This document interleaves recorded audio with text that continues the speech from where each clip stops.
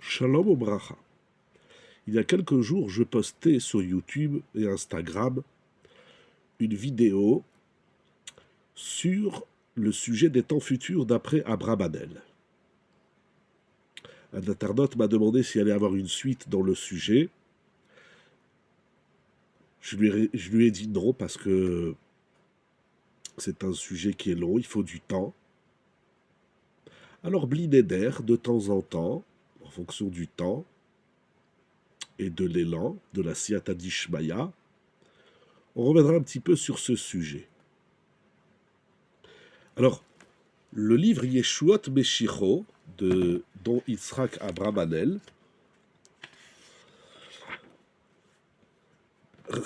est une disputation, une réponse au messianisme selon le christianisme. L'Abravanel va démontrer les erreurs que le christianisme a véhiculées dans le monde se basant sur la Torah. C'est un livre qui est passionnant en vérité, c'est sûr qu'il faudrait le faire en entier et le partager. Il y a ici une introduction dans l'édition que j'ai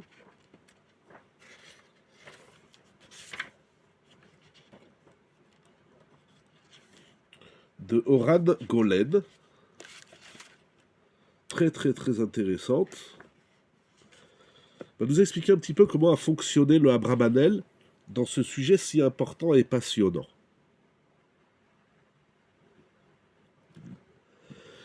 Il ramène déjà dans l'histoire qu'il y a eu plusieurs discussions officielles, publiques, entre les sages d'Israël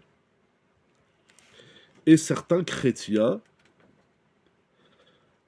ces derniers qui voulaient prouver l'authenticité de leur culte, de leur théorie, du christianisme, à travers les textes de la Torah.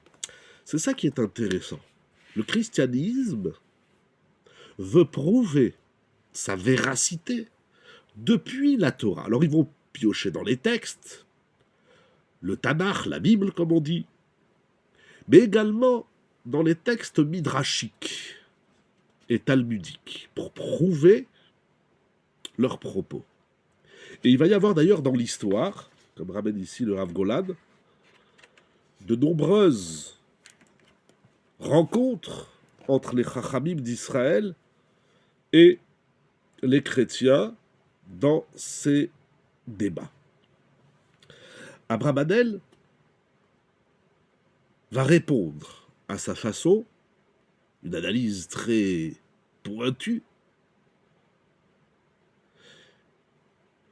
Ce qui est intéressant, c'est le besoin, la nécessité, l'importance de répondre. Aujourd'hui, on n'est peut-être pas confronté au débat. En tout cas, c'est pas public. C'est pas dans la société aujourd'hui. Les goïms, ils s'en foutent du Messie et du christianisme. Ils sont pas. C'est pas comme au Moyen-Âge, il y a 1000 ans. Et bien avant encore. Parce que des discussions, il y en a eu même au temps du Talmud. Comme on peut voir au traité Psachim, au traité Sanhédrin. Mais au temps du Moyen-Âge, les Rishonim, les maîtres du Moyen-Âge, ont rencontré, ont jugé nécessaire, dans certaines régions du monde, de répondre à ça. Pourquoi ? Tout d'abord parce que de nombreux juifs, des milliers, se sont convertis au christianisme.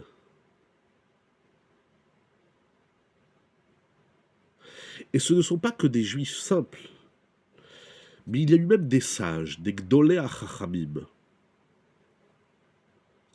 Alors il faut répondre. On ne peut pas laisser le peuple d'Israël se noyer dans ces discours.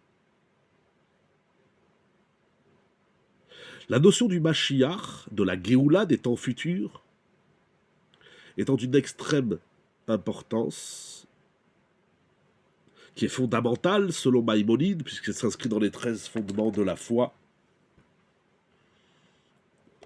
il est nécessaire et vital d'expliquer au Ham Israël ce sujet ô combien sensible.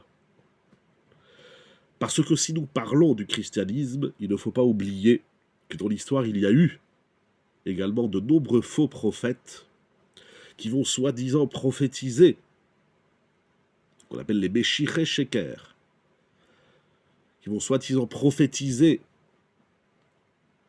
la venue du Mashiach et la Géoula. Tout le monde doit aller en Israël, ça y est, c'est la Géoula. Et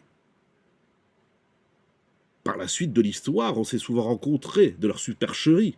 Mais au début de leur histoire, ça fait des ravages dans le peuple d'Israël. Il existe aujourd'hui, Baruch Hashem, dans la bibliothèque sainte de nos Sfarim, de nombreux ouvrages qui parlent de la Géoula. Le Chafetz Chaim, il a écrit un livre sur la Géoula.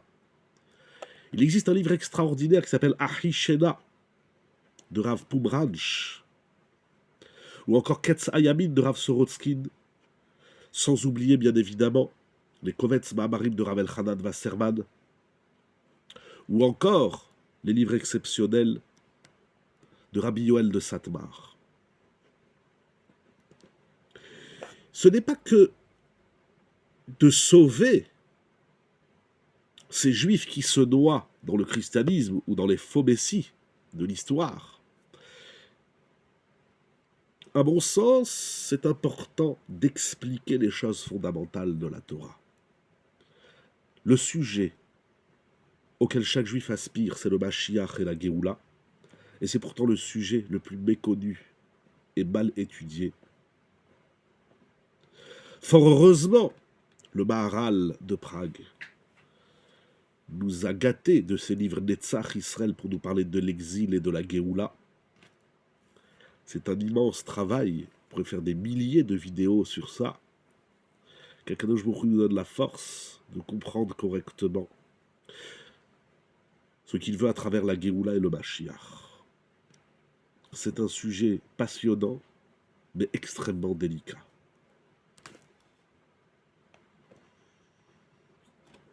Le Abrabanel va consulter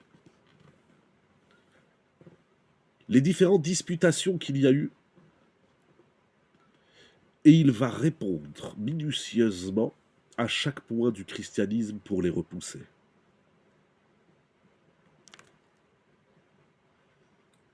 Non seulement qu'il va écrire des ouvrages, mais il va même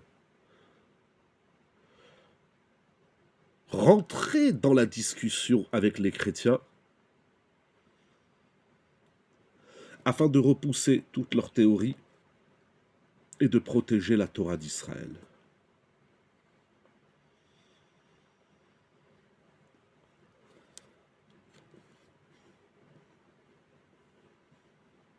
Incroyable.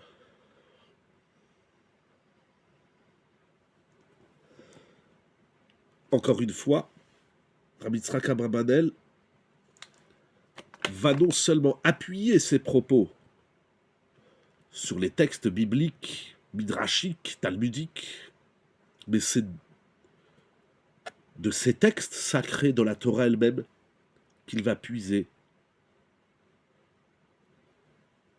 l'esprit de la Torah dans ce sujet ô combien sensible.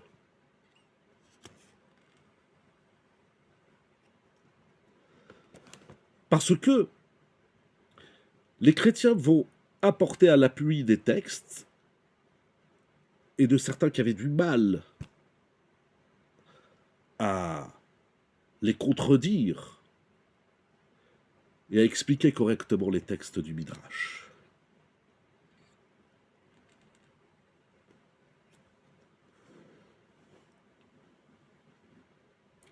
D'ailleurs, le Abrabanel va, en amont de son livre, se lancer dans un discours passionnant pour expliquer comment les sages du Midrash ont travaillé.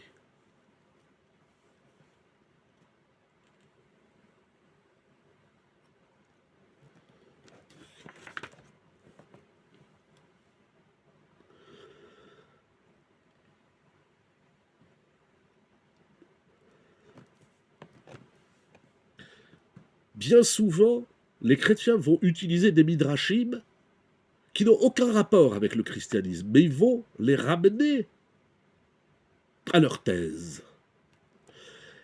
Et sur ça, le Abravanel dit que ces pertes de temps d'expliquer que non seulement qu'ils n'ont rien compris au Midrash, mais c'est tout simplement de la supercherie de piocher un texte midrashique et de dire voilà, il parle du christianisme.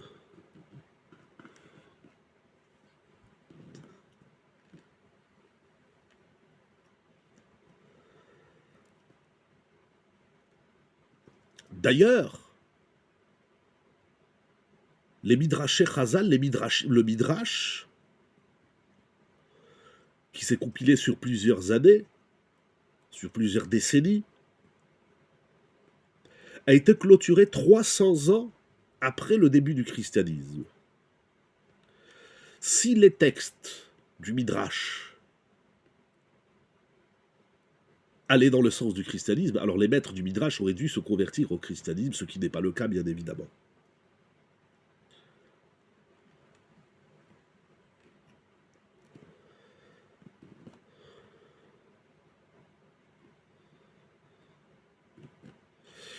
Ensuite, premier point.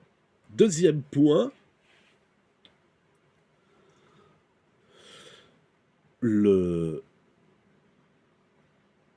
discussion, c'est de savoir comment aborder le midrash, de manière générale.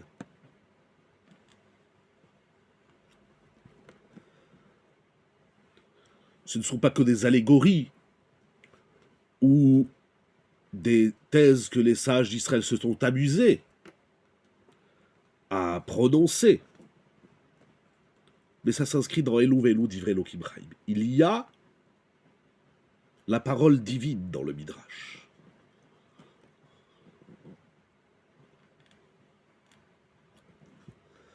Pour ce faire, il faut étudier le Midrash avec beaucoup d'approfondissement. Enfin, c'est écrit dans le Midrash. Genre, il y a une banalisation du Midrash, comme si c'était des belles histoires. Dans les paroles du Midrash, il y a des messages codés. Et pour les décoder, les interpréter correctement, il faut approfondir grandement, investir d'une immense recherche.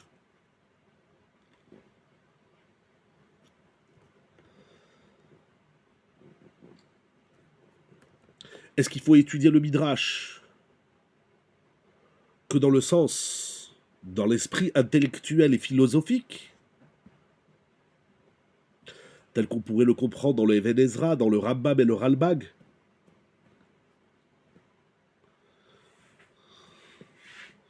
Le Abravanel s'oppose à cette thèse.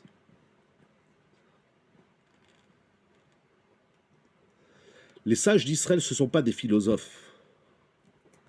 La philosophie, c'est une chose. La sagesse des sages d'Israël, c'est autre chose.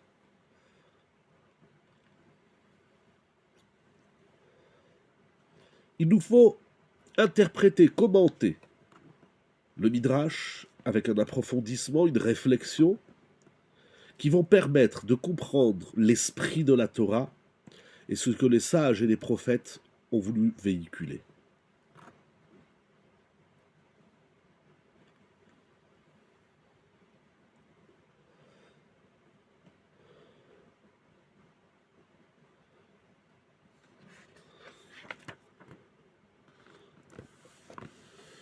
Alors,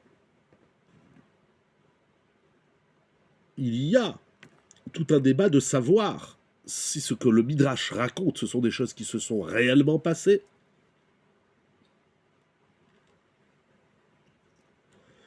Par exemple, lorsque le Midrash raconte que Rabbi Yoshua ben Levi a rencontré Eliyahu Hanavi et Rabbi Shimon bar Yochai dans le Gan Eden,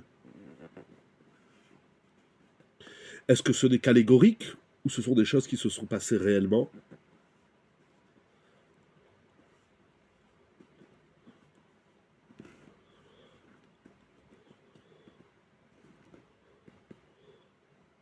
Il est de toute évidence, nous dit le Abramadel quelque chose d'incroyable.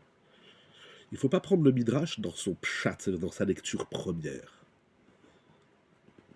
Les sages ne viennent pas nous raconter des histoires fantasmagoriques ou des rêves.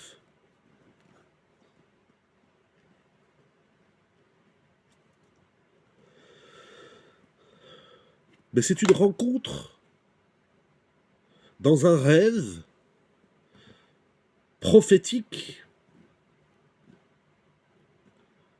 que les maîtres du Midrash nous font part. Ce n'est peut-être pas un rêve, mais c'est une réflexion d'une extrême profondeur.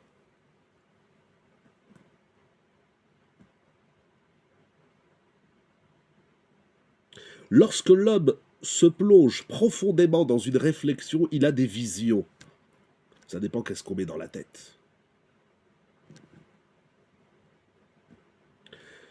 Deuxième point, nous dit le Abramadel, les sages ont pour habitude, comment fonctionne-t-il? C'est de transmettre des messages forts par des allégories.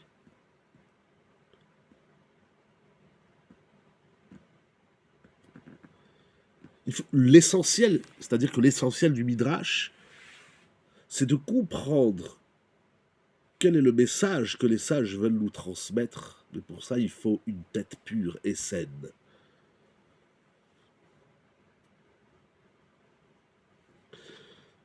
Je le dis très succinctement, le Abramadel va faire ce long travail d'expliquer comment on étudie le Midrash, qui sont les maîtres du Midrash.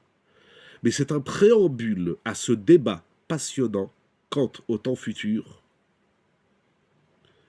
aux événements qui s'y dérouleront, parce que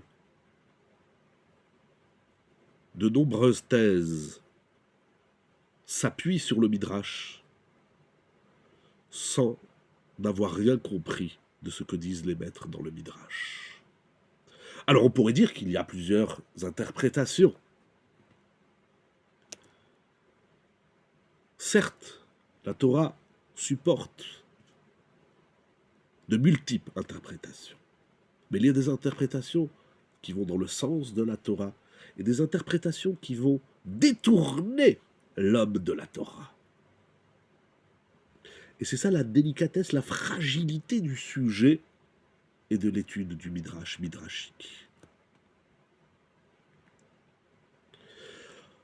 Après ce préambule, l'Abramadel va rentrer dans le vif du débat, comme nous verrons par la suite avec l'aide d'Hachem.